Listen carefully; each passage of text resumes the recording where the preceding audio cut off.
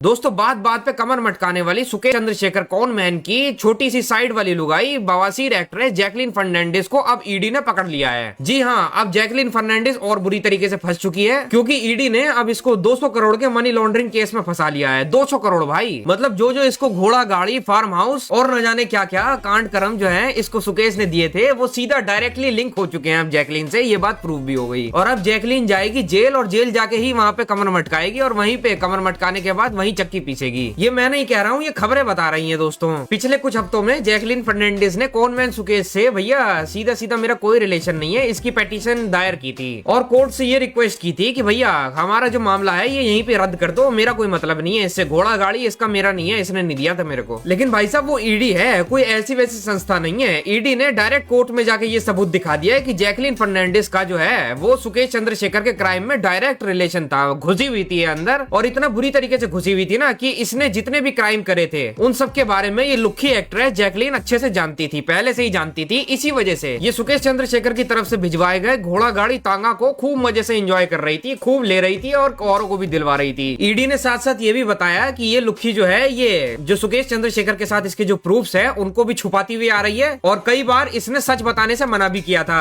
और तो और इसने सुकेश को भी ये बोला था कि भैया मेरे से रिलेटेड जितने भी सबूत तुम्हारे पास है सारे मिटा दो भैया, अपने दिमाग से मेरे को एकदम खाली कर दो, इरेज कर दो। इन फ्यूचर अगर पुलिस वाला तुम्हारे पिछवाड़े पे कोई डंडा भी मारता है तो तब भी मेरा नाम तुम्हारे मुंह से निकल नहीं जाना चाहिए। अरे भाई क्या गजब की एक्ट्रेस है भाई जैकलीन फर्नांडिस, क्या खतरनाक एक्ट्रेस है भाई। अब जैकलीन की जो लीगल टीम है उसने ईडी का जवाब देने के लिए कोर्ट में समय मांगा है और समय की डेट बताई गई है 15 अप्रैल। हालांकि इस पूरे केस के बीच में नोरा फतेही की मटकती हुई कमर को भी बीच में घसीटा गया था, लेकिन उसने कमर थोड़ी सी इधर घुमा ली और उसके बाद उसको क्लीन चिट मिल गई। उस लुक्खी को इन्होंने छोड़ दिया लेकिन जैकलीन को दबोच लिया, उसको इन्होंने छोड़ दिया। लेकिन जैकलीन फर्नांडिस जो है ना वो फंसती जा रही है, दलदल में घसीटा ही जा रहा है उसको और मुझे नहीं लगता भाई कि यह बच पाएगी। और लो भैया फ्री के गिफ्ट और लो मजे और लो सुकेश चंद्र के साथ रात में गुचू गुचू। फोटोज में तो ये सुकेश चंद्रशेखर से बहुत ज्यादा मोहब्बत करती हुई दिखाई दे रही है, इतना प्यार दिखाई दे रही है, लेकिन अब का है अपने प्यार के बंधन को इतनी आसानी से तोड़ रही है। भैया